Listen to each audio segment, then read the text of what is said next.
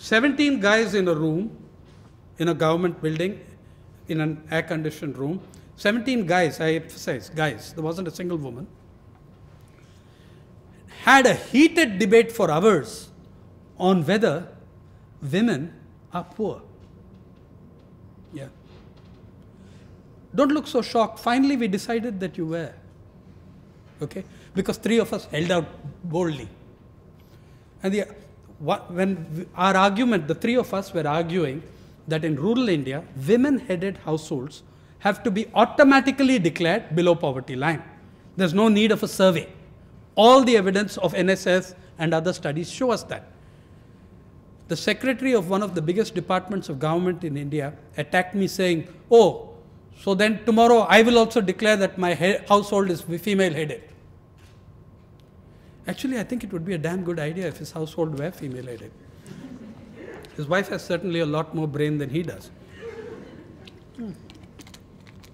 19% of all Indian rural households are female-headed. That's the official census figure of the last census. However, in areas like Anantapur, Kalahandi, where migrations are large, the percentage of female-headed households crosses 50%. Okay? And at least we were in improvement on the previous census. You know how they used to count whether women were poor or not? They had actually a sheet, a mark sheet. 1 sari household, 1 to 2 saris, 2 to 3 saris. What happens if the household had 6 girls? They'd be wealthy, right? I mean, this was, I'm not saying that was the sole indicator, but it was certainly, we saw their sheet. I mean, I had never known of this until I was a member. Anyway, unfortunately for the government of India, we decided that 50% of the population were below the poverty line, which infuriated them. It infuriated me too, because I agreed with the first report. Therefore, the biggest annexure in this report is my note of dissent. Third commission, Dr. Suresh Tendulkar, classic champion of neoliberalism. And he gives a figure 14% higher than the government of India. So this is what has happened in 4 years' time on rural poverty. Okay? He's saying 42% for rural poverty. For rural poverty, government of India is about 34. Government of India's overall percentage is 27. Tendulkar places it at higher, and he places rural poverty at 42%. So even their hand-picked commissions are telling them that the situation has got much worse. Let me leave you with one thing. All of you know of, all the Indians here know of Ajanta and Ellora caves. Do you know how you go there? You go there via a town called Aurangabad. Aurangabad is one of the poorer, it's part of Marathwada, which is one of the poorest regions of the state of Maharashtra. The per capita income of this region is much lower than the state average, much lower than the national average. The state average in this case is higher than the national average. But there's incredible money to be made. What did we begin with? With Warren Buffett's buying opportunities. When there is that much misery, there's an incredible amount of money to be made. Okay? A handful of businessmen are walking into the Guinness Book of Records. Did you read about it? In October 2010, the biggest sale ever made by Mercedes-Benz on a single day to a single group. 150 Mercedes-Benz were bought in a couple of hours by a group of businessmen in one of the poorer parts of the country. You know who, you read about it, right? Do you know who paid the money for it? What it was worth? I heard SBI was willing to give it a loan. SBI covered most of the loan. SBI is the biggest in terms of branches, maybe the biggest bank in the world in terms of number of branches. State Bank of India is a nationalized public sector bank, and it gave them interest rate of 7%. Out of the 640 million rupees that the deal cost, it gave them 440 million rupees. Most of those guys are politically connected. They will never repay that loan. We know them personally. They will not repay the loan. And they got 7.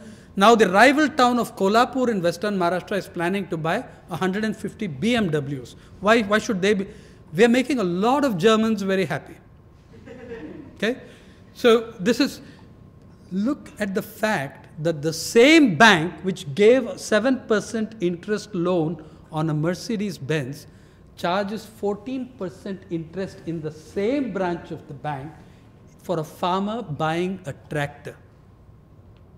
And the cost of a tractor is much less, a hell of a lot less.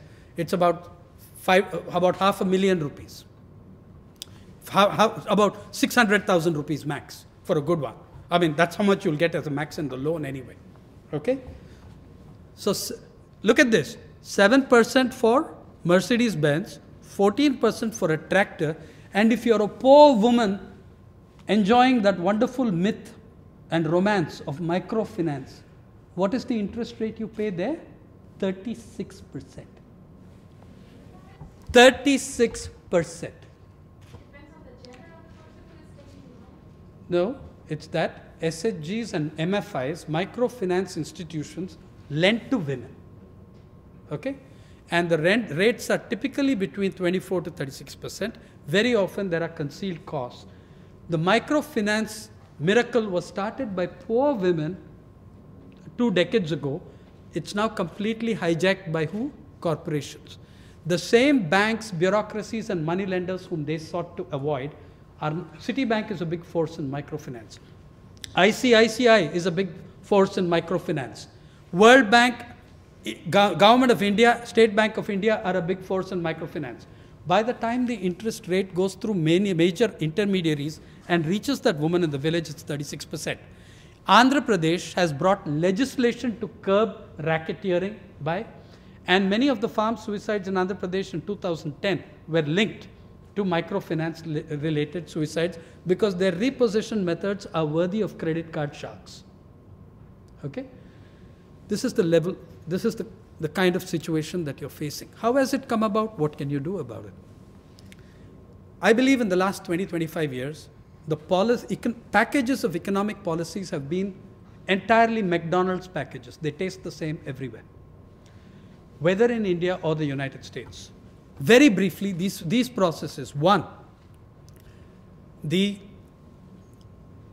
withdrawal of the state from sectors that matter to poor people. The state hasn't faded away. It's become more interventionist than before, but it withdraws from sectors that matter to poor people. Two, imposition of user fees and charges on people who can't afford it. Three, the privatization of just about everything, including intellect and soul. 20 years ago, I used to be very curious about this term, public intellectual. What's a public intellectual? Now I figured out that I am, because the rest have gone private. Yeah. So those of us who haven't been sold to a corporation, we are public intellectuals. It somehow gives us a certain noble transcendence. Doesn't help one bit though. But fourth, and this is central to what has happened in the last 30 years, the untrammeled, unrestrained rise of corporate power. Whether it's water, whether it's food, whether it's banks, whether it's newspapers, corporations run the world. They run governments. They run your life. The suborning of local governance and elected governments and elected representatives by corporations, by corporate power, and through bypassing the biggest ambition. For many years I've been teaching at the IAS Academy, the Lal Bahadur Shastri Academy in Mussoorie, where we train people for the Indian Administrative Service. Last 2 years somehow I haven't gone because I've been too tied down. But I've been doing that since '95. You run there into probationers with all the idealism that young people have. Some of them become excellent collectors. But 10 years down the line, everybody has one ambition: how to get deputed to World Bank or to IMF. That is the ambition. Okay? So you're having a complete suborning of the governmental processes. Incidentally, the Prime Minister of India, the head of our planning commission, all are former World Bank IMF employees. Yes, Manmohan Singh, Montek Singh Ahluwalia, all of them are they draw pensions from the World Bank. Do you know that? Go and read their CVs. Okay? Here's the good news for you. It's unraveling. It's unraveling, and not just on the Arab street. The 2008, the meltdown of 2008 did not begin in September 2008. It did not end in January 2010. 100 countries had their meltdowns, but it's only when it hits the suits on Wall Street that you call it a crisis. Okay? When it hits the big boys, then it's a crisis. If it just wipes out thousands and hundreds of thousands of small farms in Minnesota, Oklahoma, and other Midwestern states of the United States, that's not a crisis. It's when it hurts the corporations that it becomes a crisis. Okay? The fact is, it's unraveling. They don't know what to do about it. They have no clue. They seem to be in charge. They seem to be in command. Military power is the answer, of course, to everything that they do. But they are just not in control anymore. It's not just the Arab street. People are protesting. Things are unraveling. Two conditions are fulfilled. The ruled are no longer willing to be ruled in the old way. The rulers are not able to rule in the old way. How we take it from there, I hope you and I will find a way of agreeing on what to do. I think this is a unique profession, if you want to call it a profession, in one sense. Wherever I go in the world, I go to a newsroom. The most cynical old bloke who's sitting in the corner, if you ask him why he joined the profession, you will trace it to an idealistic origin.